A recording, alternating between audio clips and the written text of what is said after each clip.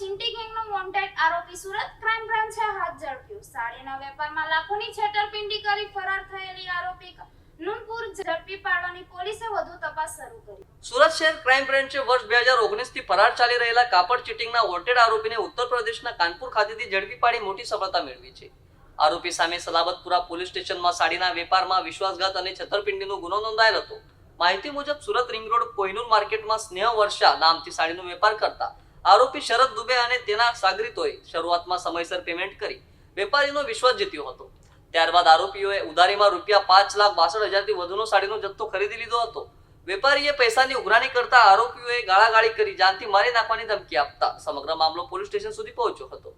ગુનો નોંધાયા બાદ આરોપી પોતાની દુકાન બંધ કરી ફરાર થઈ ગયો હતો અને છેલ્લા 7 વર્ષથી પોલીસથી બચવા માટે અલગ અલગ સ્થળોએ છુપાઈ રહ્યો હતો. આરોપી વિરુદ્ધ કોર્ટ દ્વારા ધરપકડ વોરંટ પણ જાહેર કરવામાં આવ્યું હતું. ક્રાઇમ બ્રાન્ચને મળેલી ચોક્કસ બાતમીના આધારે પોલીસ ટીમ ઉત્તર પ્રદેશના કાનપુર શહેર ખાતે પહોંચી હતી. ત્યાં કંપની બાગ ચોરાહા નજીક વોચ ગોઠવી આરોપી શરદ દુબેને ઝડપી પાડવામાં આવ્યો હતો.